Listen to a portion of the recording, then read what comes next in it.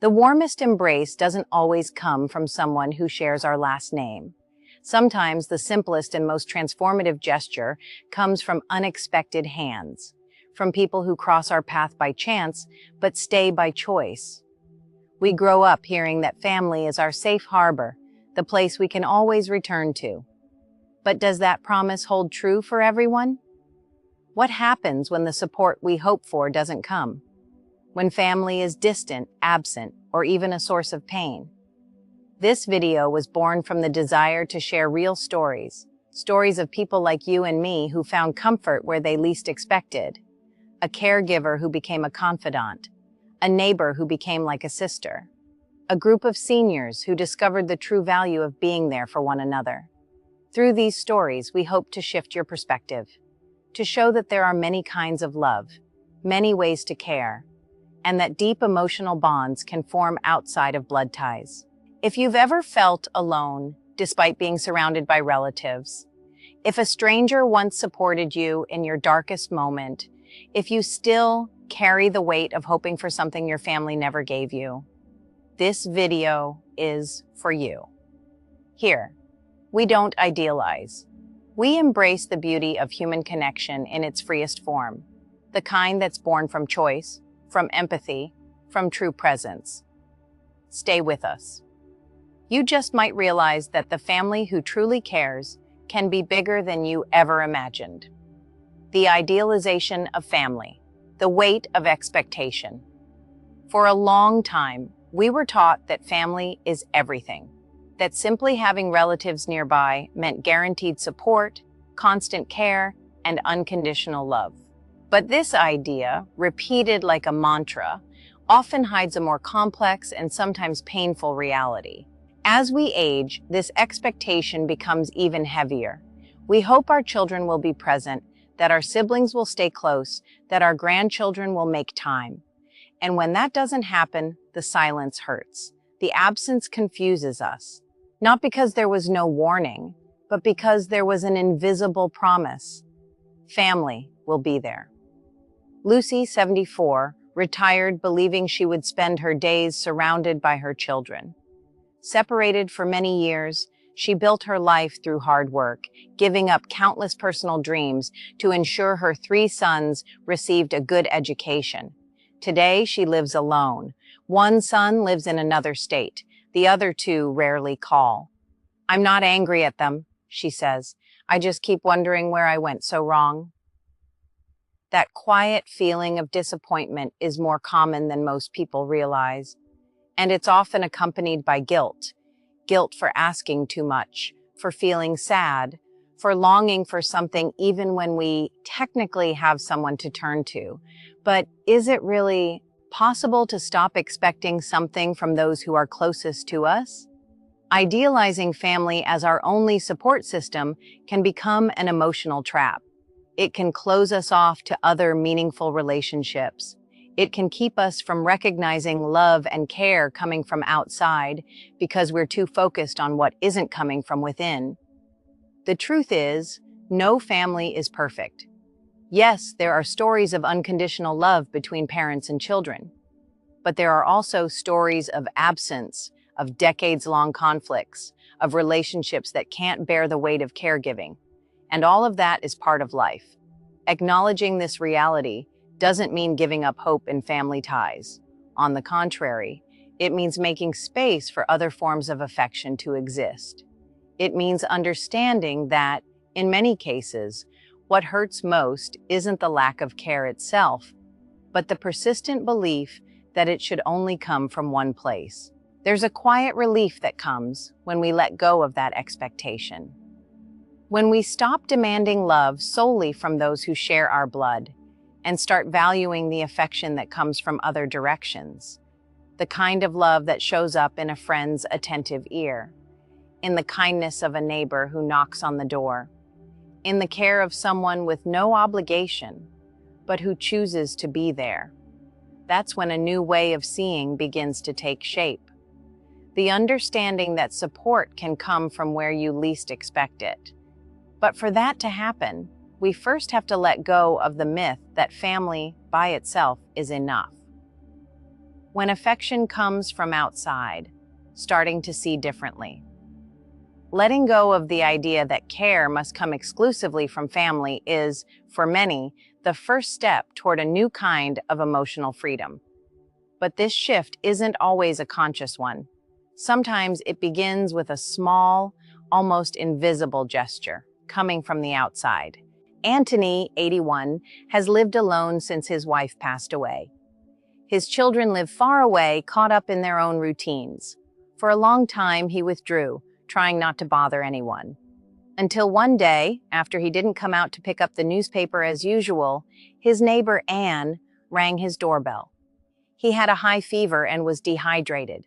She not only helped him in that moment, but began visiting him weekly. She brought fresh bread, checked on his health, and listened to his old fishing stories. "She's not my family, but it feels like she is," he says, eyes glistening. "I never imagined that someone I only used to greet in the elevator would end up caring for me with so much kindness." This is just one of many stories that show how emotional bonds can arise in unexpected places. A simple gesture, knocking on the door, offering tea, making a phone call, can break through isolation and create space for a real connection. Support from outside sources isn't always welcomed easily. Some feel ashamed to accept help from strangers. There's fear of seeming weak, hesitation in trusting others. But over time, what begins as practical assistance often becomes emotional presence. Sophia, a caregiver for over 12 years, speaks from experience. You start by helping with a bath with medication, but little by little you become a companion, a confidant. They vent, cry, laugh. It's a bond you can't really put into words. These bonds, even if not official or socially recognized, hold transformative power. They restore a sense of belonging. They build a quiet yet strong support network. And that's where perception begins to shift. Care doesn't have to be a duty tied to family. It can be a shared, spontaneous act, something built between people, not assigned by blood. When affection comes from outside, it comes by choice, by empathy. And for that very reason, it can often feel even more powerful. By recognizing these gestures as genuine, not just as favors or good deeds, we open our hearts to accept that love is also something built in the meeting of strangers who choose to matter to one another. And through this new lens, we begin to realize that loneliness can be broken not only by those already in our lives, but by those who choose to enter and stay. Real stories, bonds that save. When we allow care to come from the outside, we create space for the unexpected, for deep bonds to form through listening, repeated gestures, and the daily choice to be there for someone. These stories are real, and more than real, they save. Comfort in thread and needle. Emma, 77, found support in a place she never expected, an embroidery group. After her husband died, she fell into a quiet grief. Her children were present at first, but over time, each returned to their own routine. The calls became less frequent, the invitations to go out almost non-existent. It was her therapist who suggested a local community embroidery group made up of other elderly women. At first, Emma resisted. She didn't think it was for her. Embroidery doesn't fix loneliness, she thought. But she agreed to go. At the first meeting, she couldn't speak without getting emotional. A woman beside her, without saying a word, simply placed her hand over Emma's. And in that small gesture, with no promises or obligations, a connection was born. Today, those women are my support system. We laugh, share recipes, check in when someone's absent. I don't feel alone anymore. The pain is still there, but now it's accompanied. The group became more than a hobby. It became a place of belonging, a family stitched together with invisible thread, made of affection and choice. The caregiver who became a friend. Mr. Joshua, 84, has lived alone for the past 10 years. When he fell and fractured his hip, he needed a caregiver. He didn't like the idea. He thought it was for people who had nothing left to offer. That's how he met Sam, a 31-year-old caregiver with a calm, gentle demeanor. In the beginning, their interactions were mechanical, baths, medication, meals, but little by little, the silences gave way to conversation. Sam listened intently to Joshua's stories, memories from his trucking days, his regrets, his longings. One day, Sam brought cheese bread made by his mother and said, "She sent this for you. She said you remind her of her dad." Joshua was speechless, overcome with emotion. "He became my friend. He knows more about my life than any of my kids, and he treats me with respect, not because he has to, but because he wants to be here." Today, even with his health improved, Joshua chose to keep Sam by his side, not just as a caregiver, but as a companion. They play dominoes, watch old movies, and sometimes just sit in silence together. The neighbor who became a refuge. During the pandemic, Maria found herself in despair. Her mother, deep in the grips of advanced Alzheimer's, had a severe episode. Emergency services were overwhelmed. She didn't know what to do. Crying alone in her apartment hallway, she was surprised by a simple gesture. Her neighbor from Unit 503, Olivia, showed up with a glass of water and asked, "Do you need help?" They barely knew each other. Just a few hellos in the elevator. But that night, Olivia stepped in. She calmed Maria's mother with a gentle touch and a lullaby she used to sing to her own father years ago. "She stayed until my mother fell asleep. Didn't ask for anything. She just stayed." From that day on, she started helping in small ways, bringing soup, watching my mom for an hour so I could shower in peace. Maria, an only child and completely exhausted, began to feel she wasn't alone anymore. Olivia became my angel. I don't know what would have happened to my mom, or to me without her. Today, they have coffee together on Sundays. They laugh, share joys and sorrows. Maria calls Olivia her aunt of the heart. And Olivia, teary-eyed, says, "I never thought motherhood would return to me in the form of care like this." These stories show that when affection is free from obligation, it blooms with incredible strength. There are no contracts, no inheritances, no shared last names. There is only the desire to be there. And maybe that's the purest kind of love. It's in this fertile ground that the deepest bonds are formed, where daily presence matters more than old promises, where genuine listening replaces deafening absence, where care is given, not out of duty, but out of choice.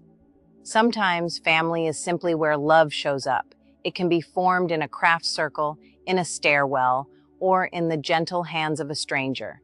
These bonds save, and they're everywhere if we're open to seeing them. What these stories taught us as we listen to these stories, something inside us shifts, not just because of what each person went through, but because their experiences invite us to rethink what truly sustains care and where it can come from. The first lesson is clear. The value of a bond doesn't lie in what's written on a birth certificate, but in how someone shows up in real life. It's the everyday gestures that create a sense of belonging. The coffee brought without being asked, the listening without judgment, the gentle touch that says, "You're not alone." These stories also show us that love and affection don't need to follow social conventions to be real. In a culture that glorifies biological family as the sole source of love, recognizing the power of emotional bonds outside of it is an act of emotional freedom. It's a step toward understanding that sometimes family falls short, and that's okay. Other people can and want to step in with love, care, and respect. Another powerful lesson is that true care comes from choice, not obligation. When someone chooses to be by your side, expecting nothing in return, that presence carries a different kind of weight.